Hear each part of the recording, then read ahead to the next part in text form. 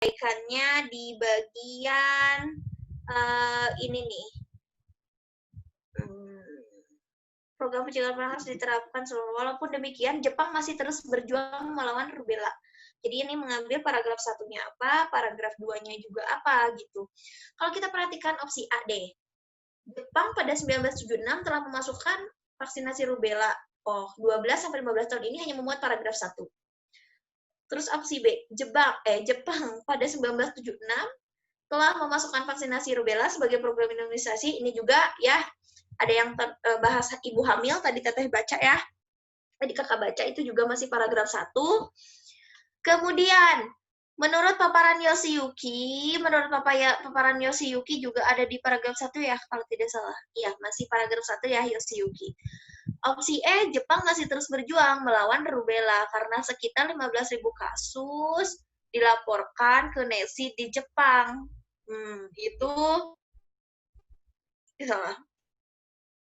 Itu Itu hanya memuat paragraf kedua. Gitu ya. Yang memuat paragraf 1 dan paragraf 2 itu opsi D. Pada benar nggak? Tadi pilihan gandanya terpotong gitu teh, nggak semua ininya lengkap. Iya ya Allah. Lupa. Terpotong ya karena terlalu panjang ya. Maaf ya teman-teman ya. Berarti pada salah nih ya milihnya ya. Deh, nggak apa-apa deh ya. Kita jadikan pembelajaran lupa katanya lupa ngedit ya Allah. Lanjut nih. Kesimpulan dari bacaan di atas adalah, ini mah benar kan? Benar nggak? Atau pada salah? Benar, Teh. Benar. Oke. Benar ya? Kalau teman-teman pahami, siapa tadi yang jawab betul? Kenapa jawabnya C? Coba kenapa yuk? Bilang yuk. Siapa tadi? Siti? Bukan? Siti Nur Aziza bukan? Bukan Teh Zirli. Oh, bukan Zirli. Maaf. Zirli kenapa jawab C, Zirli? Karena yang dari teks itu mah yang nyambungnya di pilihan ganda cuma itu. Oke, ya betul. Itu alternatif yang paling yang bisa teman-teman terapkan juga ya, melihat pilihan ganda yang tampaknya juga tidak nyambung, atau pilihan ganda yang kalimatnya rancu, justru itu bisa menjadi salah satu alternatif teman-teman untuk tidak memilih opsi tersebut. Gitu.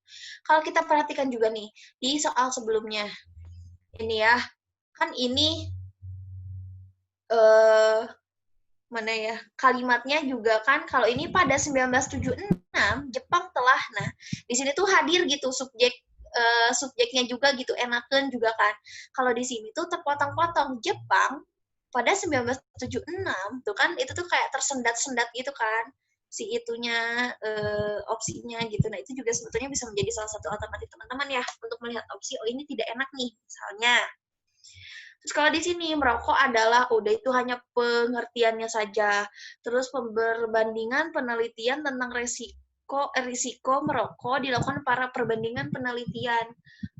Justru di sini itu lebih ke penekanannya tuh bagaimana sih orang-orang yang merokok itu masa hidupnya gitu teman-teman ya, bukan perihal si penelitiannya ya kan.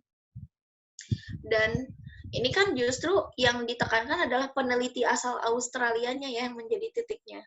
Terus kalau di sini tuh dia orang harus sadar bahwa merokok ini lebih ke sarannya, tidak sih gitu. Ya mungkin kalau kita cermati di teks memang ada ya, orang harus sadar ada kalimat itu, tapi itu tidak memuat keseluruhan ya, tidak memuat pernyataan umumnya gitu. Terus di sini juga ini kalau tidak salah hanya dimuat di paragraf kedua. Kalau tidak salah ya. Lanjut ya, teman-teman di sini nih. Berdasarkan paragraf 1, jika terdapat timbunan sampah liar, ini juga kepotong tidak opsinya? Tadi. Potong tidak? Kalau yang ini tidak Teh.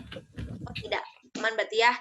Ini, berdasarkan paragraf 1, jika terdapat timbunan sampah liar di sekitar tempat tinggal warga, manakah di bawah ini simpulan yang benar? Nah, bentuk soal seperti ini biasanya muncul di bagian apa? Di bagian apa? PU, PBM, atau PPU? PU kayaknya. PU kayaknya teh. Kenapa pakai kayaknya? PU. Teman-teman harus sudah yakin ya. Artinya teman-teman harus sudah mengenal bentuk-bentuk soal yang muncul kalau di PU tuh bahasa Indonesia, kan bahasa Indonesia tersebar gitu kan maksudnya. Jadi teman-teman harus sudah jeli, sudah klik banget gitu, sudah ngeh istilahnya kan, sudah ngeh. Oh, ini biasanya pertanyaan yang muncul di PU. Kalau yang ditanyakan baik itu simpulan, pernyataan umum ya, topik yang dibahas, tapi ketika bentuknya yang benar atau di sini kan ada pengandaian dulu kan. Jika jika manakah di bawah ini pernyataan yang benar atau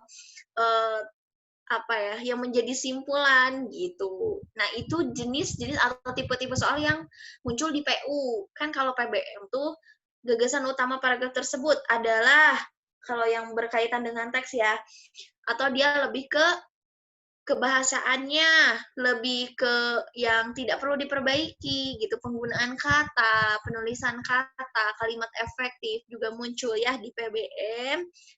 Terus simpulan juga, tapi bentuknya pertanyaan simpulan tuh seperti soal-soal sebelumnya, nomor-nomor sebelumnya gitu. Kalau soalnya seperti ini biasanya munculnya di PU. Terus kalau PPU kan berarti kan jenisnya untuk bahasa Indonesia itu bisa gabungan juga sih ya dari PU, gabungan dari PU dan PBM, tapi lebih dominannya bentuknya tidak berupa seperti ini ya, tidak gamblang seperti PU gitu, tapi tetap yang dipertanyakan perihal simpulan, gagasan, kemudian ada juga sedikit atau banyak mungkin kalimat efektifnya atau makna katanya sih biasanya yang lebih muncul atau lebih dominan, tujuan penulis yang kayak gitu-gitu. Oke, lanjut. Untuk di sini jawaban yang tepatnya apa nih? Perlu kita bahas tidak atau teman-teman cukup merasa puas saja? Hey guys. Karena ini perwujudan teman-teman tidak teteh lihat ya, jadi khawatirnya teman-teman sudah ya udahlah padahal ini tidak perlu dibahas gitu loh. Makanya teteh bertanya, gimana nih? Mau dibahas per opsi, kemudian kita cermati ke teks, atau sudah cukup dengan teman-teman dikasih tahu nih jawabannya ini gitu? Dibahas teh kalau aku. Oke, dibahas ya kalau kayak gitu ya. Sudah diwakilkan oleh Siti, dibahas, nah kita bahas. Jadi kita mendengar suara perwakilan teman-teman ya, bukan suara keseluruhan. Kalau menunggu keseluruhan, khawatir teman-teman tidak merespon semuanya gitu. Kayak di sini, berdasarkan paragraf 1, jika terdapat timbunan sampah liar di sekitar tempat tinggal warga, manakah di bawah ini simpulan yang benar? Kita baca dulu katanya. PPSU telah hadir di ibu kota sejak 2015 melalui peraturan Gubernur DKI Jakarta. Mereka identik dengan sebutan pasukan Orange. Orange itu padanannya apa sih teman-teman? Kalau warna di kita? Jingga. Jingga, betul. Berkat seragam yang dikenakan selama berdinas. Sesuai, berarti di sini sudah penekanannya, penanganan prasarana itu pasukan Orange ya, kita ambilnya. Sesuai dengan keputusan, jumlah pasukan ini cukup banyak, yaitu mencapai 20.000 orang dan tersebar di 267 kelurahan di Jakarta. Selain pasukan Orange, ada juga pasukan biru, hijau, dan ungu yang dibentuk berlandaskan Pergub DKI. Setiap pasukan ini berada di bawah koordinasi satuan kerja perangkat daerah yang berbeda. Ya, berarti pasukan biru, orange, hijau ini beda-beda nih. Pasukan orange berada di bawah kelurahan. Ya, adapun pasukan lain juga disebut pekerja harian lepas, berturut-turut berada di bawah Dinas Pertamanan dan Pemakaman, Dinas Sumber Daya Air, dan Dinas Sosial. Berarti mereka bawahan-bawahan lainnya gitu ya, si pasukan biru hijau. Tapi entah Tata juga tidak tahu ya pembagiannya gitu. Terus kehadiran pasukan-pasukan ini antara lain bertujuan membantu persoalan yang muncul sebentar terhalang yang muncul di sekitar lingkungan tempat tinggal warga ya. Contoh persoalan itu antara lain jalan rusak, saluran tersumbat, pohon tumbang, timbunan sampah liar, penerangan jalan, gelandangan. Artinya ini tugas-tugas dari mereka nih, si pasukan orange, biru, hijau, ungu. Cuman cakupannya di mana dulu? Kita beri penekanan dulu. Orange itu penekanannya di wilayah kelurahan. Berarti kan yang dekat-dekat dengan warga yang di sekitar gitu. Tapi kalau cakupannya sudah mulai ke ke yang lebih umum lagi, misalnya di taman kota atau di tempat-tempat umum lain, berarti itu mungkin pasukan mana gitu yang bertindaknya ya, bukan pasukan orange. Karena pasukan orange di sini juga sudah disebutkan bagian mana tuh tadi tuh ya. Ini salah. Kelurahan, di bawah kelurahan gitu ya. Oke, kita lanjut nih. Mana persoalannya di sini, jika terdapat timbunan sampah liar di sekitar tempat tinggal warga ya, tempat tinggal warga gitu. Artinya kalau tempat tinggal warga berarti kan berhubungan dengan kelurahan, teman-teman. Kalau kelurahan berarti kita dapat mengambilnya pasukan yang Orange. orange, betul begitu. Yuk kita analisis deh opsinya ya. A. Persoalan timbunan sampah liar di tempat tinggal warga akan diselesaikan oleh para pasukan orange. Kita keep ya jawabannya ya. B. Teteh lupa jawabannya, tapi kalau tidak salah yang A. B. Pemerintah akan memerintahkan pekerjaan harian lepas untuk menyelesaikan permasalahan tersebut. Tidak ya. Yang PHL itu dia cakupannya lebih luas bagi teman-teman ya. Yang C. Para warga akan mengerahkan pasukan orange. Apakah betul yang bisa mengerahkan pasukan orange, biru, hijau, dan ungu itu warga? Di situ juga sudah keliru ya maknanya ya. Terus yang D. Sampah liar di sekitar tempat tinggal warga menjadi tanggung jawab masyarakat yang tinggal di lingkungan tersebut. Iya, bisa kita sebutkan, tapi penekanannya di situ berarti kan ada pasukan yang membantu gitu teman-teman. Ya, pasukan itu ya si pasukan orange yang membantu gitu ya kan. Karena kan gini, ketika kita buang sampah pun maksudnya apa ya, kalau sampah buat menjadi tanggung jawab masyarakat tuh ketika ya itu ada di depan rumah kita aja misalnya kan.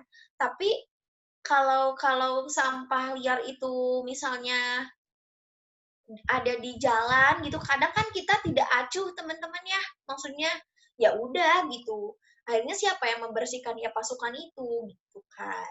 Kalau kita mah biasanya kayak ya di halaman kita aja gitu ya. Terus opsi E, Dinas Pertamanan, Pemakaman, Dinas Sumber Daya Air, dan Dinas Sosial turut serta untuk membantu permasalahan timbunan sampah liar. Iya, betul. Mereka turut serta. Tapi ini kalau secara umum ya, tanpa ada pernyataan jikanya. Ya enggak? Tanpa ada pernyataan jika, iya. Tapi karena hadir pernyataan nih, jika terdapat timbunan sampahnya itu di sekitar tempat tinggal warga, berarti itu jawaban yang tepat adalah A. Gitu. Berterima nggak? Iya, Teh. Oke, bisa diikuti ya kalau kayak gitu ya pernyataannya. Memang harus jeli teman-teman ya memperhatikan namanya juga kan kalau bentuk soal penalaran umum tuh ya kita harus bernalar gitu. Oh, ini betul tidak kalau misalnya seperti ini, kalau misalnya ini betul tidak kalau seperti ini gitu kan. Namanya juga penalaran ya kita harus bernalar.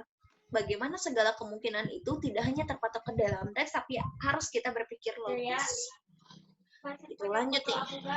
Simpulan isi paragraf kedua adalah, memang sebetulnya kalau di sini Teteh menyajikannya juga kan kalau ditanya paragraf 2 ya disajikan paragraf 2. Kalau ditanya paragraf 1 ya paragraf 1 gitu. Tapi pada kenyataannya nanti kan teman-teman akan melihatnya itu secara runtun ya. Paragraf 1 mana, paragraf 2 mana gitu. Tapi untuk menjadi alternatif jawaban teman-teman, silakan teman-teman langsung membidik yang sesuai pertanyaan saja. Ingat, jangan membaca teksnya terlebih dahulu. Itu akan membuat teman-teman pusing. Silakan cermati dulu soalnya, baru lari ke teks. Gitu ya. Paragraf 2 ini nih, apa sih simpulannya? Oke, dia berupa kalimat ya. Ini, mana teksnya? Untuk mewujudkan sekolah sadar lingkungan, setidaknya diperlukan perhatian terhadap inisiatif, pelembagaan, dan partisipasi. Pertama, inisiatif dari semua warga sekolah perlu ditumbuhkan demi terciptanya budaya sekolah yang sadar lingkungan. Inisiatif yang dibarengi komitmen bisa menjadi kunci keberhasilan untuk menumbuhkan budaya sadar lingkungan. Inisiatif, tuh itu ada penanda kohesinya teman-teman ya. Apa tuh penanda kohesinya?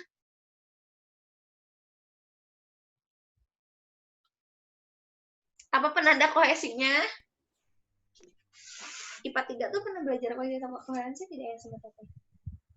IPA 3. Oh enggak, tapi harusnya sudah paham ya. Penanda kohesinya apa, teman-teman di paragraf ini? Pengulangan kata bukan? Iya, pengulangan kata, betul. Apa tuh kata yang diulangnya? Sit. Inisiatif. Inisiatif, iya betul. Makanya kenapa tadi Teteh ketika membaca inisiatifnya itu ditekankan teman-teman ya. Kalimat 7 juga kan membahas inisiatif dapat datang dari mana saja, namun tak ada salahnya jika secara kolektif pengelolaan sekolah memulai menginisiasi kesadaran lingkungan. Dengan segala kewenangan yang dimiliki, biasanya ide dan upaya membangun kesadaran lingkungan menjadi lebih diperhatikan daripada yang dimunculkan oleh individu-individu di sekolah. Di sini, kesadaran lingkungan ditentukan oleh 3 faktor utama. Betul, betul ya. Tapi bukan itu yang menjadi simpulannya. Kenapa? Karena itu yang menjadi penanda kohesinya tadi itu, yang menjadi cirinya adalah inisiatifnya yang ditekankan. Gitu. B.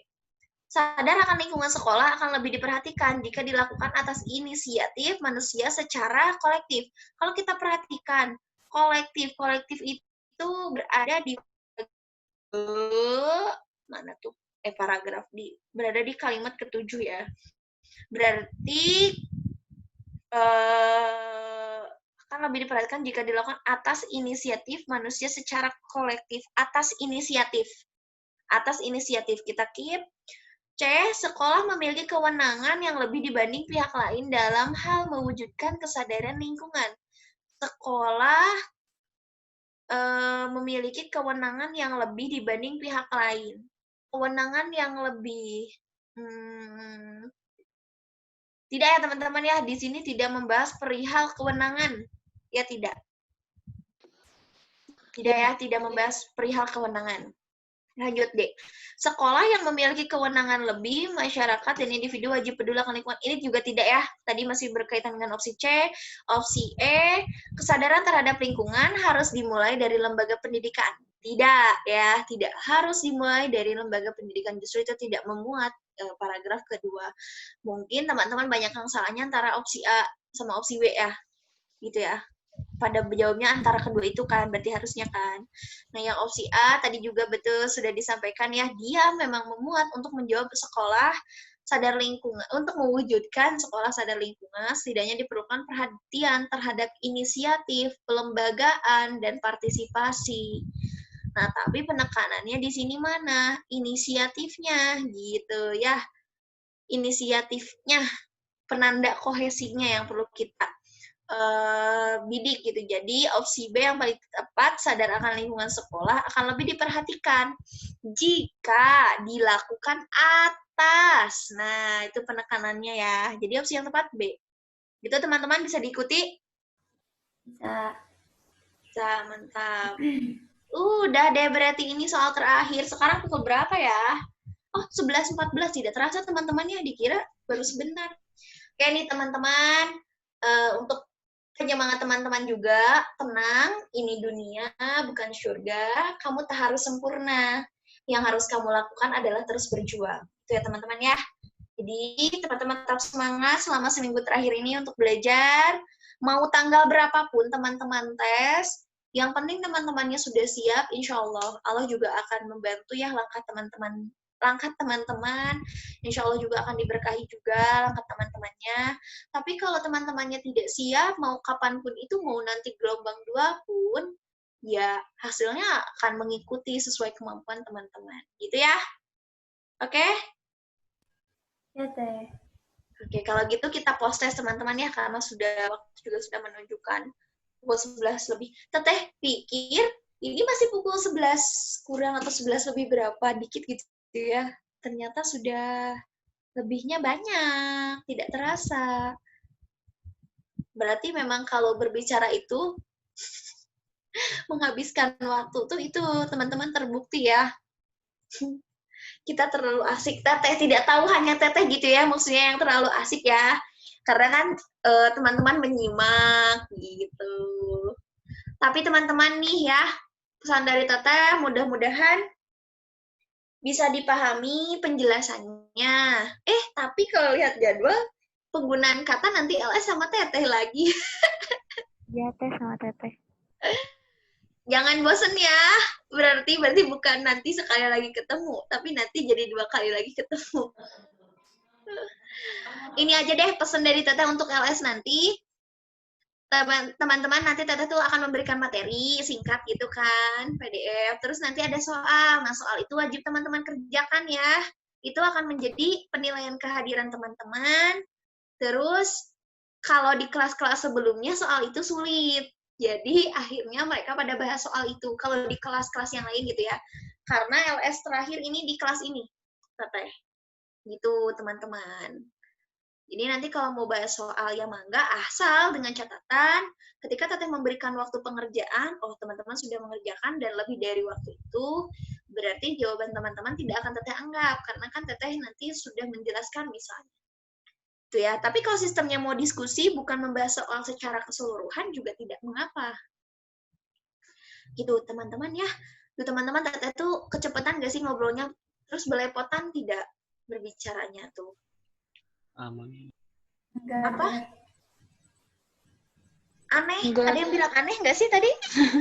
Aman Aman, katanya. aman, Teh. Oh, aman. Maaf, terdengarnya tuh kayak aneh. Mudah-mudahan teteh tuh merasa teteh cepat ya berbicaranya. Tapi terkadang itu susah dikontrol teman-teman, makanya suka bertanya terlalu cepat tidak gitu. Khawatirnya tidak bisa diikuti, berarti mungkin perbaikannya ya diulang. Karena kan kalau berbicara tuh kadang kecepatannya itu auto. Gimana aja kalau misalnya teman-teman, kalau misalnya tuh kan sadar salah tapi masih dilakukan gitu. Ini sedang diperbaiki ya kalau misalnya. Ibaratnya teman-teman membawa motor gitu. Pelan-pelan lama-lama tuh tidak sadar kan, kenceng. Tiba-tiba kecepatannya 100, Masya Allah ngapung mungkin ya, kayak Hasya ya, Syah ya. Oke, di sini partisipannya ada 11, dikurangi Teteh dan Teh Ais. Berarti ada 9, 1, 2, 3, 4, 5, 6, 7, 8. Satu orang lagi, siapa yang belum bergabung?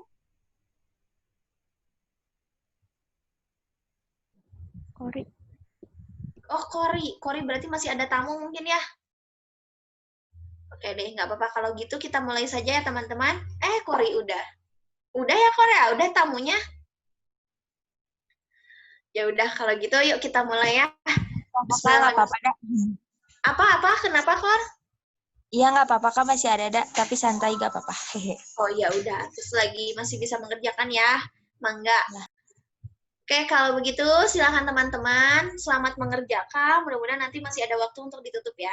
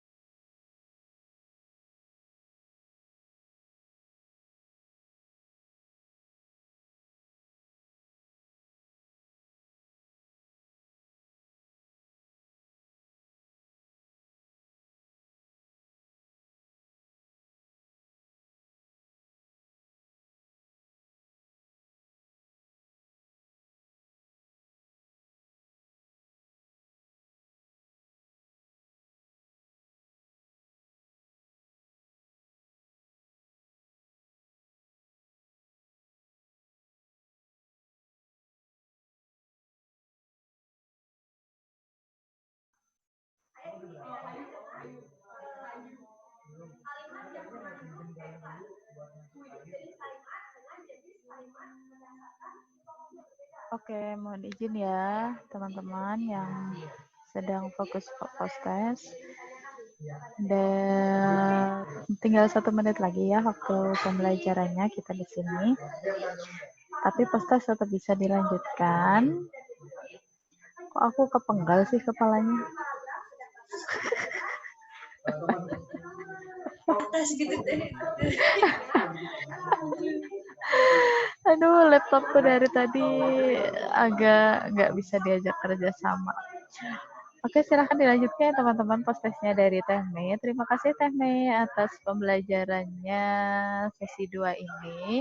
Dan Teh Mei masih tetap harus bertahan semangat untuk mendampingi sampai nanti sesi 4 ya. Siap, Oke, Teh. ya. Makasih ya, Teh. Sip. Oke, selamat mengerjakan juga ya teman-teman sampai selesai. Mbak Isa tutup dan Teh Mei kami juga pamit ya. Mohon maaf jika ada kekurangannya dalam mendampingi jadi host. Saya cuma ninggal sih sebenarnya, cuma tak tinggal aja karena Teh Mei-nya udah tanpa kendala ya, jadi aman alhamdulillah. Justru saya yang berkendala. Oke, saya tutup. Wassalamualaikum warahmatullahi wabarakatuh. Waalaikumsalam. Makasih, Teh. Sami-sami. Dan terima kasih juga teman-teman. See you.